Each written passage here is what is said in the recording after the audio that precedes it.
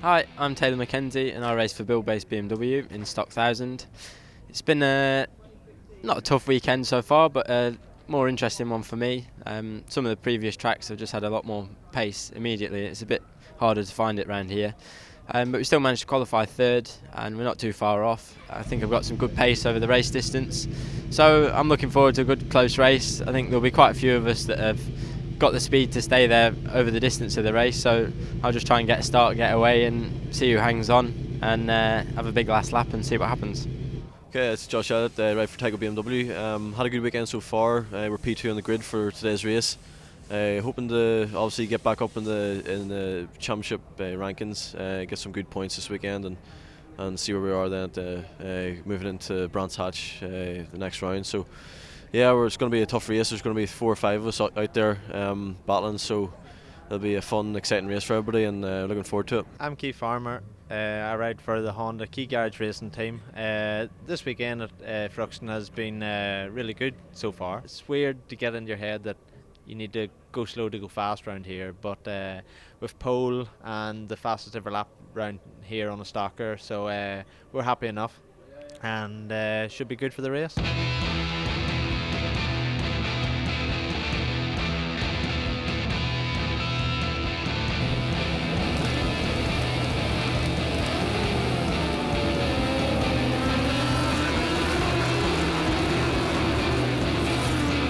Then we've got Taylor Mackenzie. He is the championship leader. He just wants to make amends for what happened at Snetterton, and he's already opening up a gap on a bike that will definitely have the straight line speed to be able to cope here.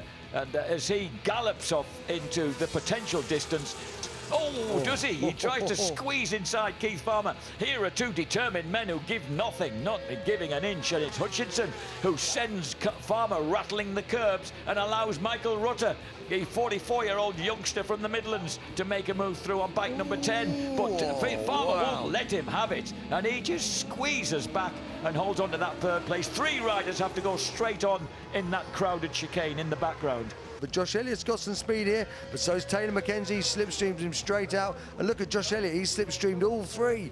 And he's going to move up in the second spot. So Josh Elliott is on the move. And this is what I was talking about. The battle between number 77, the battle between number 1. Mackenzie v Elliott, Irishman v Scotsman, stroke Englishman. And this time he'll make a move on Taylor as they swoop through the right-hander past the pit lane. And he quickly retakes the advantage. So Tyco BMW is running 1 and 3, sandwiching the similar machine of Stuart Hicken's build-based team. And I just wonder if Josh Elliott is just holding station and thinking, OK, I'm going to make the move at the end. But, of course, his fellow Ulsterman and notorious hardman, Keith Farmer, is right behind him now, having got the better of Hutchinson. Keith Farmer comes up the inside of Josh Elliott. That's going to mess up Elliott's plans because he now gets squeezed back to third place. Farmer, who, remember, is just 22 points off the series lead with 86 points to his name, needs to pull points back on number 77, Mackenzie. And he's just could be that Elliott tries to go through and has the door firmly closed on him there as they go through the high-speed left-hander at Noble. The BMW surely will have the speed, and he whips round the outside and wins it by 0.092 of a second. His dad, Neil Mackenzie, raises his fists and congratulates team owner Stuart Hicken. It's Mackenzie, Farmer, Elliott, Hutchinson, Rutter, Jenkinson at the end of a terrific race.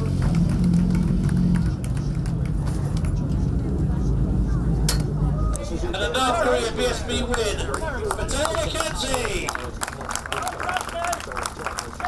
Unfortunately, Keith came past me going into turn 3 and sort of just pulled me and Taylor apart, and I just couldn't make the last minute move into the club chicane. But pretty positive. We're back on the podium.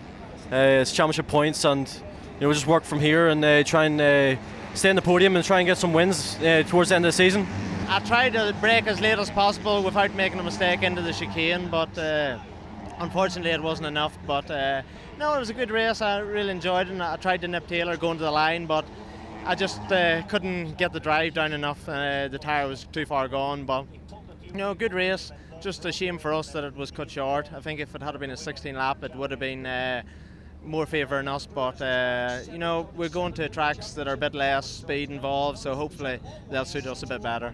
Yeah, it was one of my best rides I think of the year, because we were a bit off the mark really in all the practice. I didn't quite have the pace to break away, so I knew it would be a tough race. I just wanted to try and get to the front as much as I could and lead as much of it. I did try and break away, but it didn't quite happen, so I just kind of stayed calm, saved my tyre till the end, and then just tried to put the best last lap together that I could. And luckily it was enough to hold on. I braked as late as I could and hoped for the best, and I managed to do it, so I'm thrilled to bits.